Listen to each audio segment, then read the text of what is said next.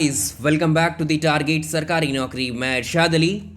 भूगोल यानी ज्योग्राफी के 500 क्वेश्चंस की सीरीज़ को आज हम स्टार्ट कर रहे हैं। उत्तर प्रदेश में यूपी पीएससी यानी उत्तर प्रदेश लोक सेवा आयोग, अपर पीसीएस, लोअर पीसीएस, खंड शिक्षा अधिकारी, समीक्षा अधिकारी जैसे बड़े एग्जाम्स को कंडक्ट कराती है ये आयोग। इन सभी एग्ज़ाम्स के क्वेश्चन पेपर्स को आप देखें, अगर पैटर्न देखें उसी के हिसाब से बिल्कुल वैसे ही लेवल इन क्वेश्चन का भूगोल की सीरीज़ में हमने रखा है, जो कि इन एग्ज़ाम्स के लिए बहुत ही बेनिफिशियल रहेगा, डेफिनेटली हेल्प करेगा आपको एग्जाम में। यहाँ से हम एक क्वेश्चन से 6 से 7 क्वेश्चन कवर करते चलेंगे, 3 से 4 क्वेश्चन भी कवर करते चलेंगे एक ही क्वेश्चन के माध्यम से। शुरुआत करते हैं। वीडियो को लाइक कर दीजिए, जो लोग इस चैनल पर नए हैं सब्सक्राइब कर लेंगे। आज का पहला सवाल नंबर 1 है, हिमालयी नदियाँ यानी हिमालयन रिवर के संबंध में आपको जो है कुछ कथन दिए गए हैं, आपको बताना है कौन से कथन सही हैं। सबसे पहले जानते हैं हिमालयी नदियाँ होती क्या हैं। भारत और नेपाल के क्षेत्र में आपने देखा है काफ़ी विस्तृत भाग पर बहुत सारे पहाड़ देखे हैं आपने। इन पहाड़ों की श्रृंखला को, इस पहाड़ों की सीरीज़ को आप बोलते हैं हिमालय। और आप जानते हैं हिमालय में जो पहाड़ हैं वो एक्चुअली बर्फ़ के पहाड़ होते हैं। हिमालय में जो पहाड़ होते हैं, पर्वत होते हैं, माउंटेन है, वो क्या है, बर्फ़ के पहाड़ हैं, बर्फ़ से ढके रहते हैं। और इन बर्फ़ से ढके पहाड़ों को हम बोलते हैं ग्लेशियर, और हिंदी में ये कहलाते हैं हिमनद। और जो नदियाँ हिमालयी क्षेत्र से या हिमालय के पर्वतों से निकलती हैं, इन्हीं को हम बोलते हैं क्या, हिमालयन रिवर या फिर हिमालयी नदियाँ। अब पहला स्टेटमेंट की अगर हम बात करें, पहला स्टेटमेंट है यहाँ पर यह बोला गया, यह किसको बोला गया है, ये हिमालयी नदियों को बोला गया है। तो हिमालयी नदियाँ प्रकृति में बारहमासी होती हैं। बारहमासी को इंग्लिश में आप बोलते हैं पेरिनियल। तो जो यहाँ बोल रहा है कि ये नदियाँ प्रकृति में क्या होती हैं, ये बारहमासी होती हैं। बारहमासी कहने का मतलब किसी नदी को ये होता है कि जिन नदियों में पानी यानी जल का प्रवाह वर्ष भर बना रहता है, या जो नदियाँ अपने जल का प्रवाह वर्ष भर करती रहती हैं, कभी सूखती नहीं हैं, वो नदियाँ कहलाती हैं आपकी बारहमासी या पेरिनियल। या इन्हीं को हम बोलते हैं, बारहमासी को ही हम बोलते हैं कभी कभी सदा नीरा। ठीक है, तो ये भी आप याद रखने वाला टर्म है। यहाँ तक तो ये स्टेटमेंट बिल्कुल सही है। अब यह है, इसमें है बारिश तथा हिमनदों दोनों से जल प्राप्त करती हैं। कौन, किसकी बात कर रहे हैं यहाँ पर, हिमालयी नदियों की। तो ये नदियाँ देखिए, जब यहाँ ये बर्फ़ के पहाड़ हैं हिमालय वाले क्षेत्र में, जो पर्वतों की श्रृंखला है, ये ग्लेशियर जो हैं ये क्या है, एक्चुअली ये बर्फ़ के पहाड़ हैं। और बर्फ़ है तो जाहिर सी बात है ये बर्फ़ पिघलेगी भी। जब ये बर्फ़ पिघलेगी तो नीचे आएगी, ये पानी बनेगा और ये पानी इन नदियों में ऐड होता चलेगा। और जब इसके साथ साथ में, अब ऐसा नहीं है कि खाली यही पानी मिल रहा है ग्लेशियर का, भाई बादल हैं, बारिश भी होगी, नेचुरल फिनोमेना है, तो बारिश का जो पानी है, रेनफॉल का जो पानी है, वो भी इन नदियों में ऐड होता है। तो रेनफॉल और ग्लेशियर इन दोनों से जल प्राप्त करती हैं हिमालयी नदियाँ। ये स्टेटमेंट आपका बिल्कुल ठीक हो जाता है। इस हिसाब से एक क्वेश्चन और आता है यहीं से अलग से कि जो हिमालयी नदियाँ होती हैं उनमें पानी का मुख्य स्रोत क्या होता है। तो ये भी याद रखिएगा आप, रेनफॉल यानी बारिश यानी वर्षा का जल, और जो हिमनद, इन दोनों से ही ये दोनों ही हिमालयी नदियों के जल के मेन स्रोत होते हैं। तो पहला स्टेटमेंट बिल्कुल सही है। सभी नदियाँ किसको बोला जा रहा है यहाँ पर, हिमालयी नदियों को ही बोला जा रहा है। तो सभी नदियाँ अनुवर्ती अपवाह तंत्र, इसको बोलते हैं हम कॉन्सिक्वेंट ड्रेनेज पैटर्न, इसका उदाहरण होती है। जो हिमालयी नदियाँ होती हैं वो अनुवर्ती अपवाह तंत्र का उदाहरण नहीं होती हैं, ये होती हैं एंटीसीडेंट, जिसे आप बोलते हैं पूर्ववर्ती अपवाह तंत्र का उदाहरण होती हैं जितनी भी हिमालयी नदियाँ होती हैं। ये आप याद रखेंगे, इसको बोलते हैं हम एंटीसीडेंट पैटर्न को फॉलो करती है। एंटीसीडेंट वो नदियाँ होती हैं जो हिमालय के बनने से पहले से ही फ्लो हो रही हैं, अपने जल को प्रवाहित कर रही हैं, और जब हिमालय बना, इनके रास्ते में अगर हिमालय आया तो इसने उस हिमालय को भी काट दिया, यानी अपने रास्ते में से उस पर्वत को काट कर उसी रास्ते पर एज इट इज़ आज भी फ्लो हो रही हैं ये। यानी वे नदियाँ जो हिमालय के बनने से पूर्व से ही जो है, समय से जो है अपने ही रास्ते पर फ्लो हो रही हैं, अपना रास्ता इन्होंने बदला नहीं है किसी भी पर्वत के रास्ते में आने पर, बल्कि उस पर्वत को ही हटा दिया अपने रास्ते से, उतना उसको काट दिया। तो ये नदियाँ कहलाती हैं पूर्ववर्ती नदियाँ, इनको बोलते हैं एंटीसीडेंट रिवर। तो हिमालयी नदियाँ अनुवर्ती को फॉलो नहीं करती हैं, किसको करती हैं, पूर्ववर्ती यानी एंटीसीडेंट को। अनुवर्ती का क्या मतलब होता है, ऐसी नदियाँ जो एक फिक्स ढाल की तरफ, एक फिक्स स्लोप को जो है फॉलो करते फ्लो होती हैं, वो कहलाती हैं अनुवर्ती। ठीक है, तो अनुवर्ती नदियाँ होती हैं जो प्रायद्वीपीय पठार में, जो प्रायद्वीप भारत है, इसमें जो नदियाँ होती हैं ये होती हैं अनुवर्ती, एक फिक्स ढाल को, ये फिक्स स्लोप को जो है फॉलो करती हैं। तो इसका ये स्टेटमेंट तो गलत हो जाएगा। यहाँ अनुवर्ती नहीं, पूर्ववर्ती अपवाह प्रतिरूप का उदाहरण होती है हिमालयी नदियाँ। अगला है प्रायद्वीपीय नदियों यानी पेनिनसुलर रिवर्स की तुलना में ये नदी अभी युवावस्था में है। जी हाँ, बिल्कुल सही है, ये नदियाँ इनसे ज़्यादा युवा हैं, इनसे ज़्यादा यंगर अवस्था में हैं। कौन सी? जो हिमालयन रिवर्स हैं। तो इसमें से दो स्टेटमेंट आपके सामने सही हो जाते हैं। कौन कौन से हुए हैं? एक तो पहला हुआ है और एक तीसरा हुआ है, दूसरा गलत है। तो आपको यहाँ पर सही कथन वाले की पहचान करनी है। ये रहा आपका आंसर, फर्स्ट एंड थर्ड। तो अब चलेंगे हम नेक्स्ट क्वेश्चन की तरफ, अपने सेकंड क्वेश्चन की तरफ। देखिए सवाल नंबर आज का सेकंड देखेंगे। कर्क रेखा, जिसे आप ट्रॉपिक ऑफ कैंसर कहते हैं, भारत के निम्नलिखित में से किन राज्यों से होकर गुजरती है? पहले जानते हैं कि ये रेखा क्या होती है। अर्थ है, ये हमारी पृथ्वी है, और पृथ्वी पर कुछ काल्पनिक रेखाओं की मदद से हम उनकी लोकेशन और उनका टाइम वगैरह पता करते हैं। तो ये एक रेखा है जिसे आप जानते हैं, इस लेटी हुई रेखा को जानते हैं जो 0 डिग्री की होती है। ये विषुवत रेखा है, इसे हम इक्वेटर बोलते हैं, यही भूमध्य रेखा कहलाती है।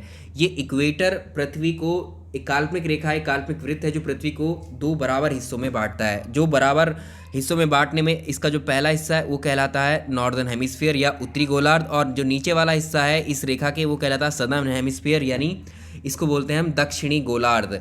और हमारे भारत की जो लोकेशन है वो किस गोलार्ध में आता है? हमारा भारत आता है उत्तरी गोलार्ध में। तो यानी 0 डिग्री के अबव है, ऊपर है, यानी उत्तरी गोलार्ध।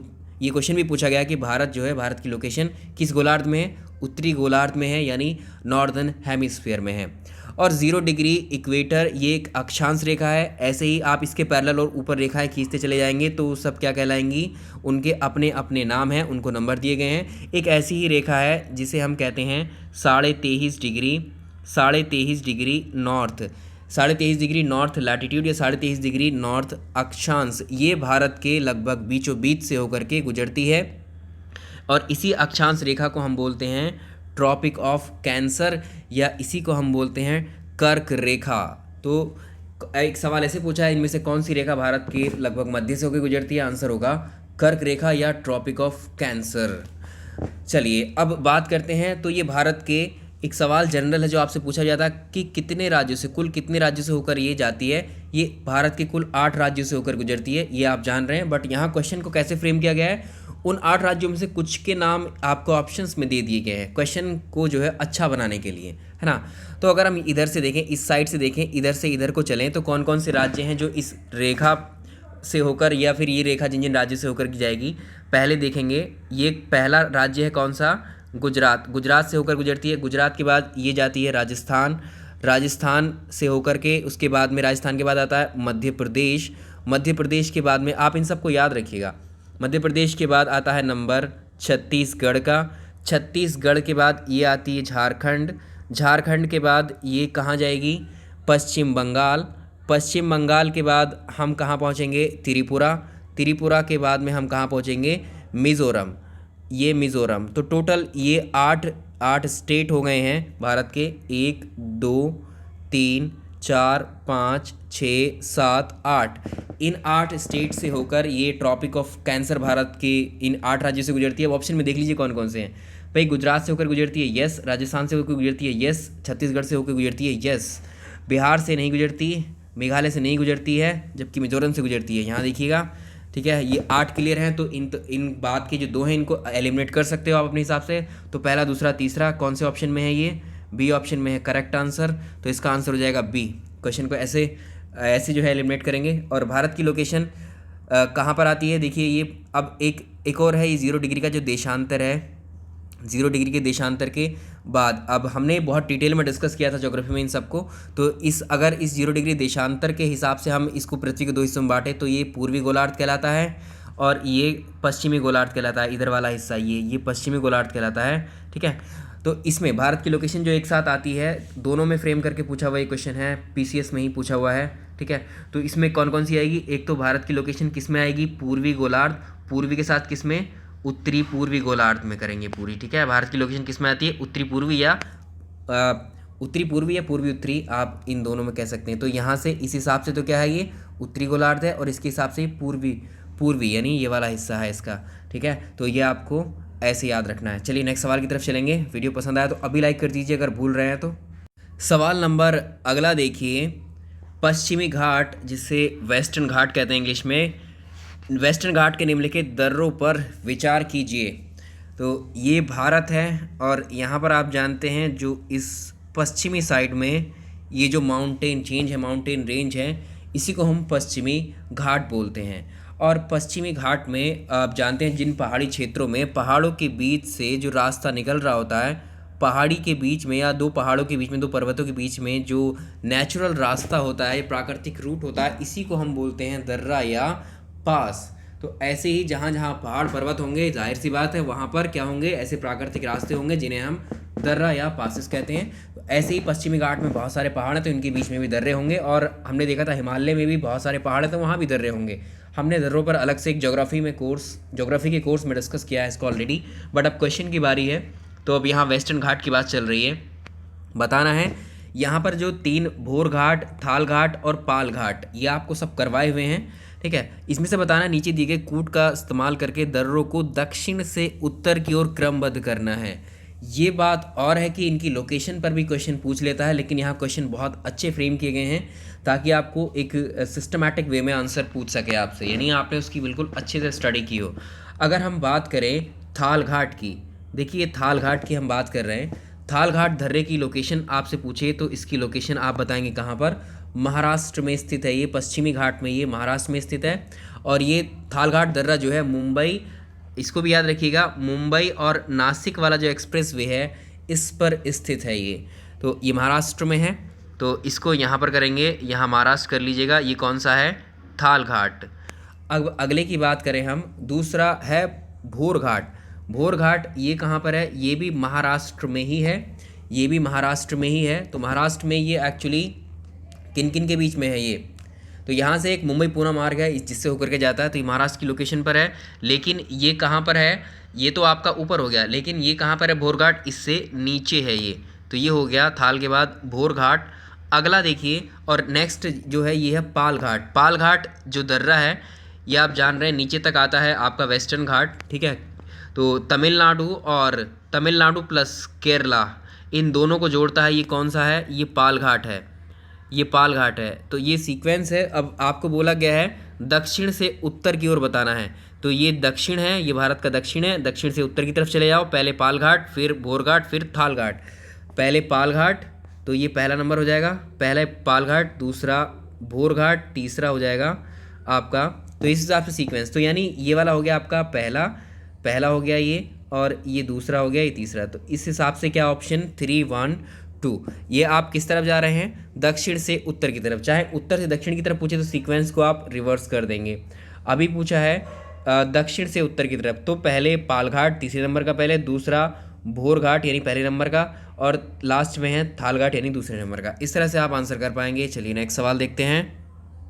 सवाल अगला देखिए, यामोत्तर यानी लॉन्गिट्यूड आप इसको बोलते हैं, तो 82 डिग्री 30 मिनट का जो 82.5 डिग्री ईस्ट भारतीय मानक समय जिसे इंडियन स्टैंडर्ड टाइम बोलते हैं, इसके संदर्भ में निम्नलिखित कथनों पर विचार कीजिए। जो IST ये 82 डिग्री एंड 82.5 डिग्री का जो आपका देशांतर है जो भारत से होकर गुजरता है, ये अर्थ है।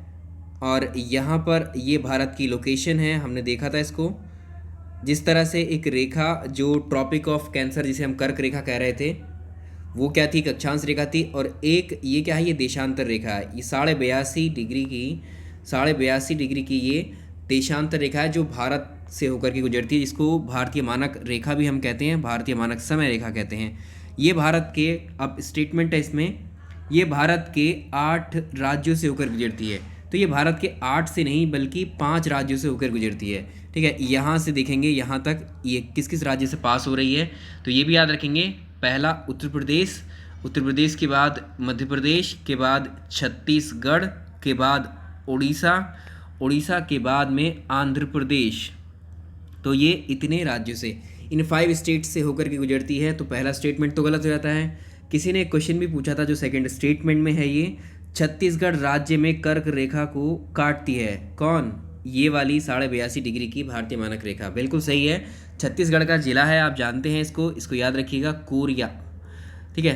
कोरिया जिला है छत्तीसगढ़ का, इसमें जो है कर्क रेखा भारतीय मानक रेखा को IST को काटती है, क्रॉस करती है यहाँ पर। तो ये पहला स्टेटमेंट तो हो जाता है गलत, दूसरा स्टेटमेंट हो जाता है सही। आधिकारिक जो समय संकेत होते हैं इसको राष्ट्रीय भौतिक प्रयोगशाला जो कि नई दिल्ली में स्थित मानक समय आवृत्ति प्रयोगशाला वाणिज्य और आधिकारिक दोनों उद्देश्य के लिए उत्पन्न किए जाते हैं। ये स्टेटमेंट भी बिल्कुल सही है। तो इसमें सेकंड एंड थर्ड दोनों सही हैं। इसका आंसर हो जाएगा ऑप्शन सी।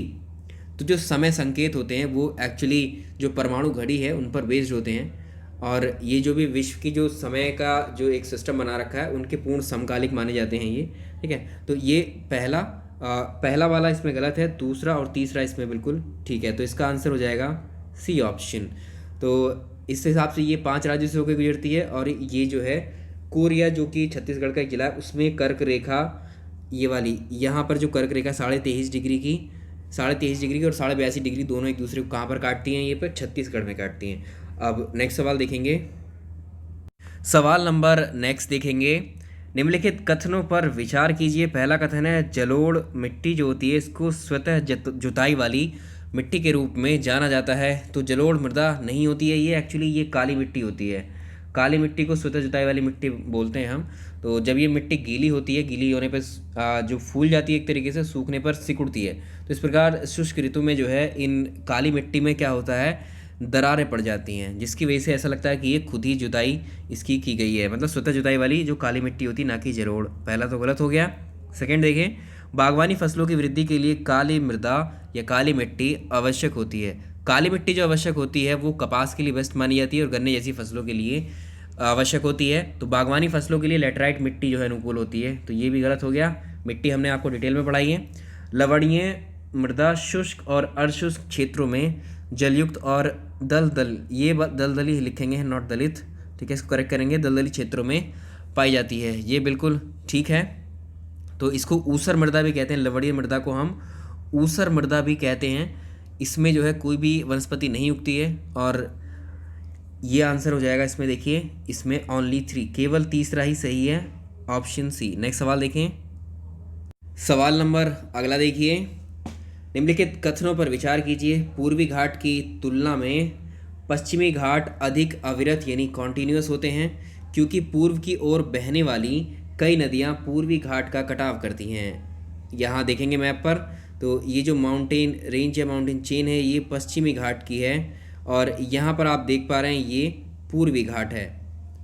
तो पूर्वी घाट और पश्चिमी घाट को देखें, ये यहाँ पर जो पश्चिमी घाट के बारे में बोला गया है, पूर्वी घाट की तुलना में पश्चिमी घाट कॉन्टिन्यूस है। कॉन्टिन्यूस कहने का मतलब ये जो चेन है माउंटेन की, ये रेंज है, जो श्रृंखला है, पहाड़ियाँ हैं, ये एक्चुअली वेल कनेक्टेड हैं, कॉन्टिन्यूस है, कहीं भी गैप यहाँ नहीं है अवेलेबल, ठीक है।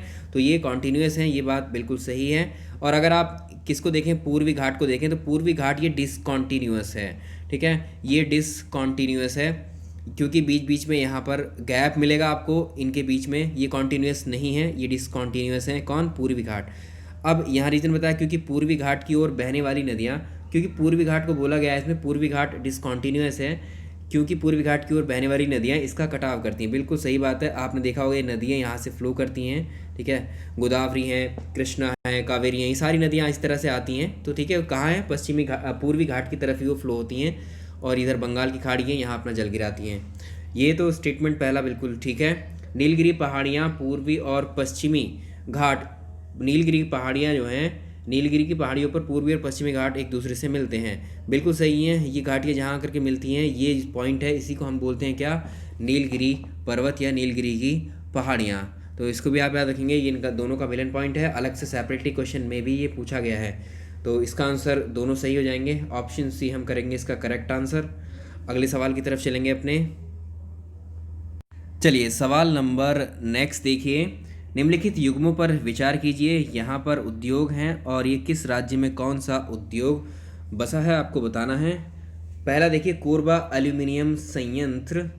तो कोरबा कहाँ पर है इसको आप जानते हैं, कोरबा जो है ये छत्तीसगढ़ में है।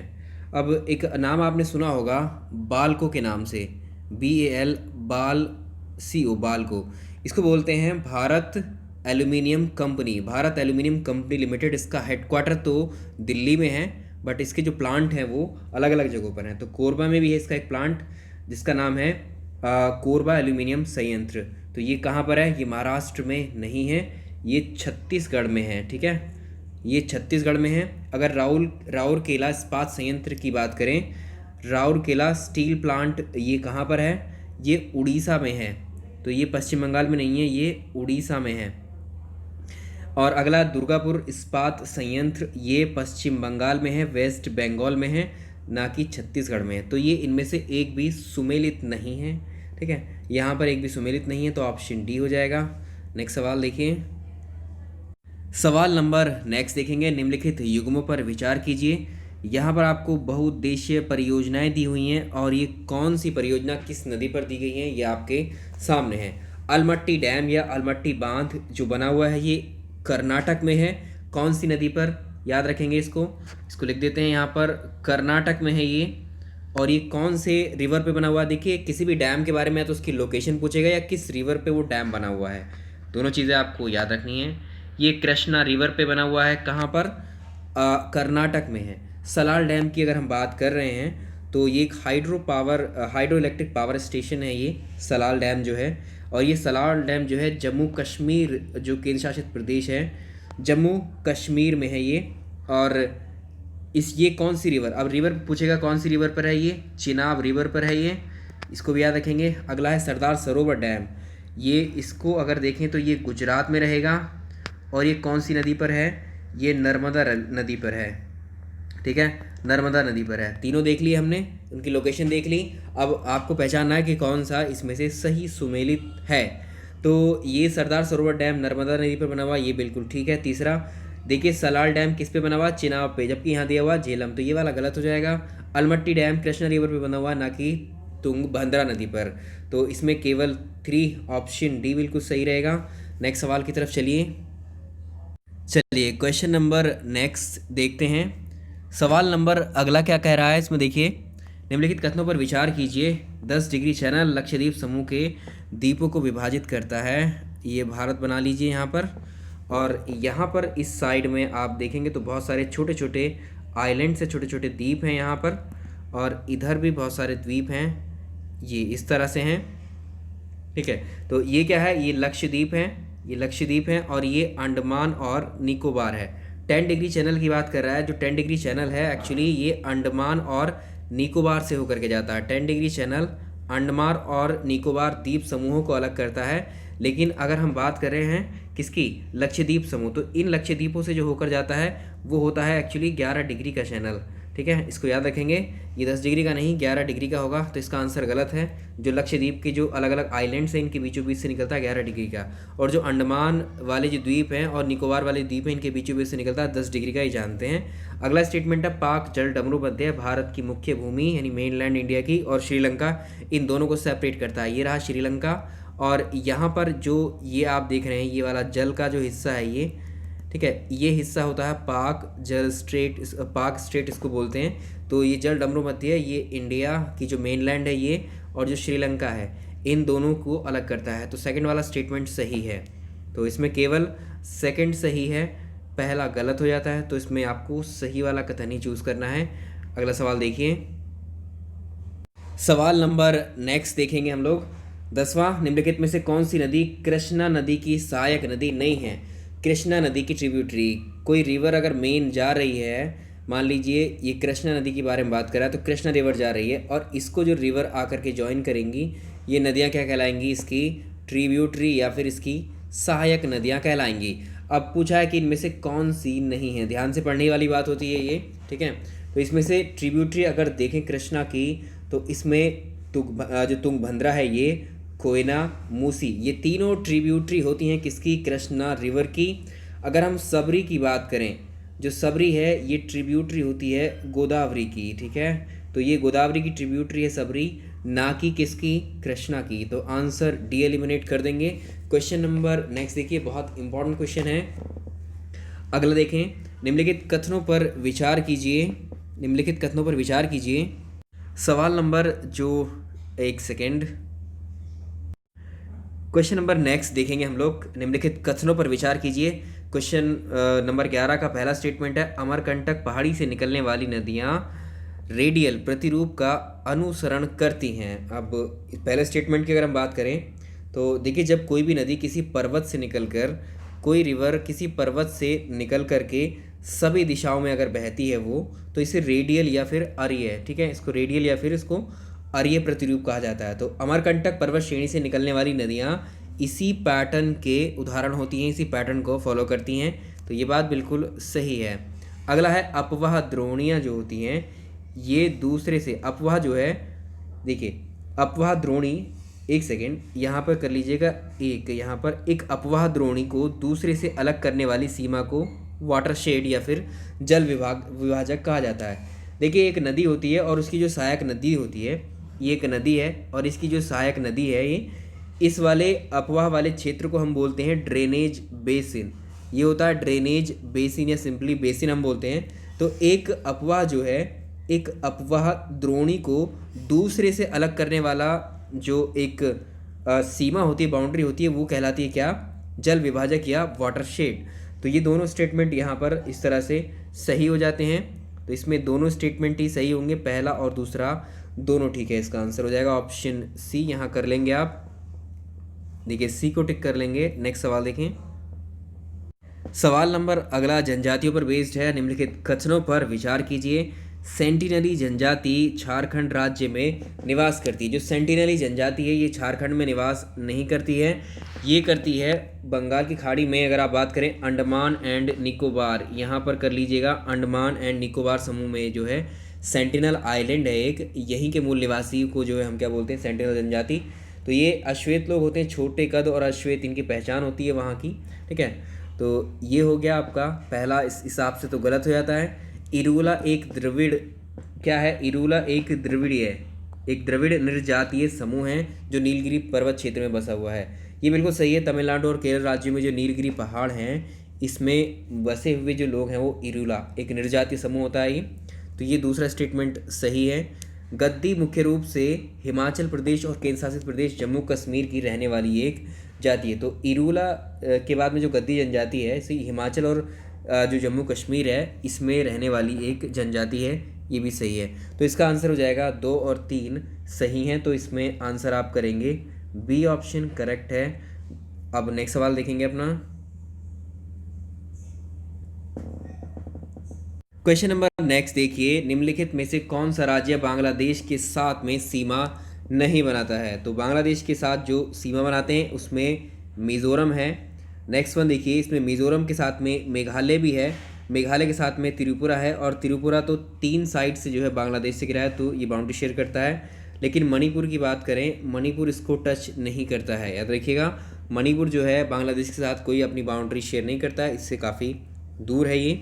अगला सवाल देखिए, निम्नलिखित कथनों पर विचार कीजिए। जिसमें पहला कथन है, जो सतलज नदी है ये कश्मीर घाटी में वूलर लेक से होकर के गुजरती है। इस क्वेश्चन को हमने डिस्कस किया था आपसे ऑलरेडी। देखिए पहले इसका आंसर हो जाएगा डी, इसको करेक्ट कर लीजिएगा। अब सतलज नदी कश्मीर घाटी में वूलर लेक से होकर के गुजरती है। देखिए इस क्वेश्चन की अगर हम बात करें, सतलुज नदी जो वूलर लेक की बात कर रहे हैं, तो ये एक्चुअली यहाँ पर जो है सतलुज नदी नहीं जाती वूलर लेक से, ये जाती है इससे झेलम रिवर। ये आपने देखा था जब हमने रिवर्स को डिस्कस किया था। तो झेलम नदी जो है हिमालय की जो पीर पंजाल श्रेणी है इसमें शेषनाग झरने से निकल करके कश्मीर में वूलर लेक से बहती हुई पाकिस्तान में पहुंचती है, और वहां जाकर चिनाब को, ये चिनाब जो है इसको वूलर लेक से होती हुई जो है बाद में ये किस में हो जाती है? झेलम रिवर चिनाब में ये समाहित हो जाती है। तो पहला तो ये इस हिसाब से गलत हो जाएगा। अगला है, दुलस्ती जल संयंत्र विद्युत परियोजना जो है चंद्रा नदी पर बनाया गया है। तो चंद्रा नदी किसकी सहायक नदी है? चेनाब नदी की ही ट्रिब्यूटरी है चंद्रा नदी, और इस पर एक दुलस्ती पावर स्टेशन बना हुआ है, ये ठीक है बिल्कुल। गोदावरी नदी का उद्गम जो है वो त्रिम्बकेश्वर महाराष्ट्र में होता है। देखिए अलग अलग रिवर्स हैं सारी, इनको जोड़ करके ऐसे ही क्वेश्चन फ्रेम किए जा सकते हैं। तो गोदावरी नदी आप जानते हैं भारत की जो दक्षिण भारत है उसकी एक मेन रिवर है ये, और प्रायद्वीपीय नदियों में जो है ये दूसरी सबसे बड़ी नदी है। इसे दक्षिण की गंगा भी हम कहते हैं। इसकी उत्पत्ति पश्चिमी घाट में जो त्रिम्बकेश्वर की पहाड़ी हैं, कहाँ पर है ये? महाराष्ट्र में। महाराष्ट्र में कहाँ? महाराष्ट्र के नासिक जिले में जो वेस्टर्न घाट हैं, ठीक है, उसी में जो त्र्यंबकेश्वर है वहीं से इसका ओरिजिन है। तो इसका आंसर हो जाएगा, इसमें 2 और 3 सही हैं, आंसर कर लेंगे आप। बी ऑप्शन बिल्कुल इसका करेक्ट हो जाएगा। अब नेक्स्ट सवाल देखेंगे अपना 15। चलिए आज का लास्ट क्वेश्चन करते हैं इस वीडियो का। भारत में फसल मौसम के संदर्भ में निम्नलिखित कथनों पर विचार कीजिए। आपने फसल चक्र सुना है, पढ़ा है। तो रबी फसल का जो मौसम है वो दक्षिण पश्चिम मानसून के दौरान जुलाई से अक्टूबर के दौरान में होता है। तो अगर हम बात करें किसकी, इसमें देखिए जो अक्टूबर और नवंबर की बात कर रहे हैं, इसमें जुलाई से अक्टूबर बोला गया है। देखिए यहाँ पर क्या बोल रहा है कि जो रबी की फसल है ये किस दौरान बोई जाती हैं, ये इसमें बोला है कि जुलाई से अक्टूबर, जबकि ऐसा नहीं होता है। तो अक्टूबर और नवंबर के महीने में इनकी बुवाई होती है और मार्च अप्रैल में ये काट ली जाती हैं। इनमें कौन कौन सी फसलें आप जान भी रहे हैं, गेहूँ आता है, इसमें जौ आता है ना। ये सारी जो है चना, मटर, अलसी, सरसों, तिलहन, ये सब क्या है, रबी की फसलों में शामिल है। और यहाँ पर जुलाई से अक्टूबर नहीं होगा, अक्टूबर से नवंबर होगा। तो इसका आंसर इसमें केवल दूसरा सही रहेगा इसका आंसर। तो यहाँ इस सीरीज़ में हम इतने ही क्वेश्चंस को रहने देंगे क्योंकि आधा घंटा हो चुका है ऑलरेडी। बाकी क्वेश्चंस को नेक्स्ट में कर लेंगे। वीडियो पसंद आया तो लाइक कीजिएगा, ऐसे ही डिस्कस करेंगे। देखिए बाकी सब्जेक्ट को भी हम इसी तरह से अब पढ़ेंगे अभी, ठीक है। बाकी सब्जेक्ट के भी हम 4 से 5 सब्जेक्ट के इसी तरह से क्वेश्चंस को अब डिस्कस करेंगे। Thank you so much.